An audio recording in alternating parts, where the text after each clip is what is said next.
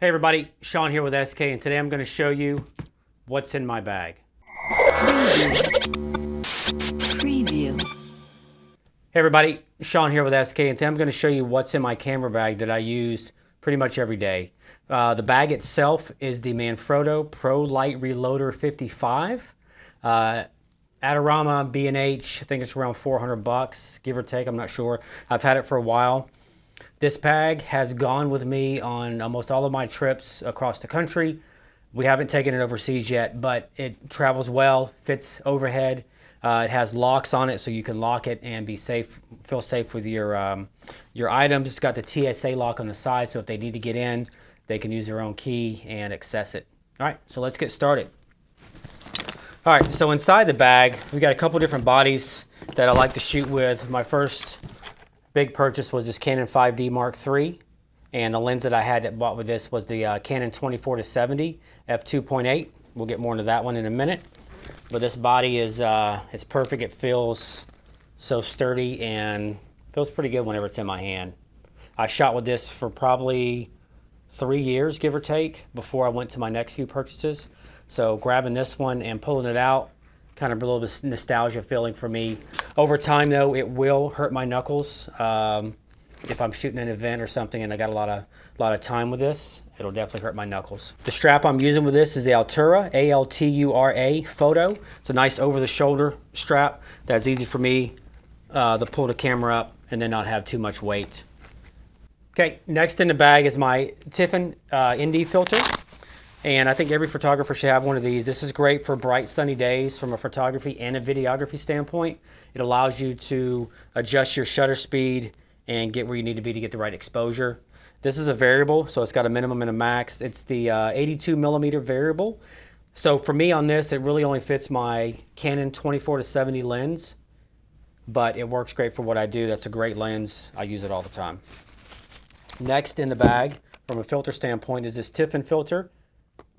This is the 58 millimeter Black Pro Mist 1/4 filter, and what it does, it creates kind of a halo around the lighting that's in the room. I used this recently on this movie shoot that we did last weekend inside Common Ground Coffee Place, and I can't wait for you guys to see this. But at the 58 millimeter, this one works on my Fuji native lens, the 18-55, and we'll go over that one in a minute. So it's the Tiffin filter. So my next body, we'll go for my next purchase. I decided I wanted to change from a Canon 5D to a mirrorless system, and I went with a Fuji XT3 a couple years ago, and this is a godsend. I love this. It's lightweight. The XT3 doesn't have the lens in the back that articulates like the 4, but it does shift this way, and you can pull it out. Just a hair for you to use. What I like about the Fuji are my dials up top, so I can adjust my shutter speed, my ISO, and then your exposure, and then you've got your thing, your shutter release right here. So the XT3 was my next big purchase.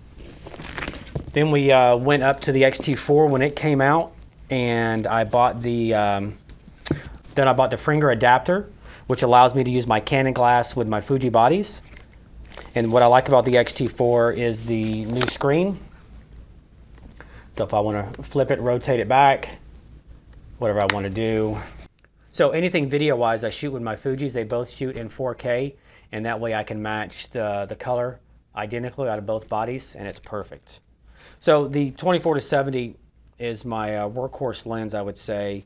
This one gets probably used the most at the events that I shoot. But the fact that it's on a mirrorless camera, the 2.8 focal length gets adjusted. It probably becomes a 4.0 by the time this lens is on here. All right, so we're going to put this one back, and then we're going to talk lenses. Fuji 18-55. This was my kit lens that came with the XT3. I love it. It's versatile. It's got a good about a minute range. It's got image stabilization on the lens, so paired with the XT4 in the body, liquid smooth. Canon 135 millimeter 2.0. This I purchased from a good friend of mine, John Matson, a while back at a great price. This is a great portrait lens at the 2.0. It's silky smooth and it gives a nice blur to the background. Another lens that I've got is the Canon 100mm macro. I shot some, I was doing some bubble photography or some macro photography for a while. This is a great macro lens, so I highly suggest it if you guys are trying to shoot some macro photography or videography for that. One of my most recent purchases is this Samyang 12mm for my Fuji. It's a great manual focus lens, but it takes great photos, and the manual focus is, it's always fun to do now and then. No trip is complete without my X-Rite photo checker. And this color photo checker is great because I can set this out and take a photo of it in the lighting that I'm at, and then I can set my white balance afterwards in post. And that way I know everything's gonna be where it needs to be color-wise. So this always sits in my bag, camera around your neck if you want to put a strap on it. And then I've got my batteries, a couple XT4s sitting here, charger kind of raised up to help keep the batteries in place. And for me, visually, what I like to do, all my batteries are facing down, but whenever I burn a battery and I use it, I'll flip it up so my contacts are up, so visually, I know where I'm at on my batteries. And that goes the same thing for my XT3 batteries. These are sitting in here, face down with the contacts, and then when I burn through one, I flip it upside down. It's just an easy reminder for me visually, so if I'm grabbing the bag quick or grabbing a battery, I know where I'm at. And obviously, a couple chargers sitting in here, and those help. Again, some of this is from that video shoot that we were doing, so these were in here for that. I've got a Rode Video Mic Go that we use occasionally. And this sits in the bag as well, so if we want to do something for a quick interview and we don't have our lav mic. And speaking of lav mics, the Tascam is what sits in this bag as well, so anytime we're doing talking heads, that usually gets used. And we'll throw this on top of the body just to get that extra audio in case we need it as a backup. Another new addition to my arsenal recently is this Zeapon, that's how you say it, slider. And this slider works great. We use this for our podcast to add some dynamic fluid to one of the shots, and great for talking head interviews. And this sits in, it's got a little bit of weight to it, so it weighs down the bag. When this isn't in the bag, I've got a tripod, a travel tripod that goes with me, especially when we go on trips. That sits there and it collapses identically to the same size. And then on the back side of the camera bag, obviously we've got a lens cleaner. I've got some extra shutter release buttons for my Fujis, an extended arm for some accessories, batteries, and a couple things like that. One thing I did bring in, this is the DJI Osmo Mobile 4, and it's not the newest one. The 5 just came out, which has the extending arm right here, but this works well for what I do. And what I like about it is this piece I bought on Amazon right here, which screws around. You can see right there, screws in, and gives me an opportunity to have a microphone. So when we're on the go doing things with for quick video turnaround, we'll use this, throw in the iPhone, and it works great. Great stabilization, and we can cut and edit this video footage on the spot and have it up after the event. So that's one of the keys that we use. And this is the Movo VXR10 that we use, and it works great.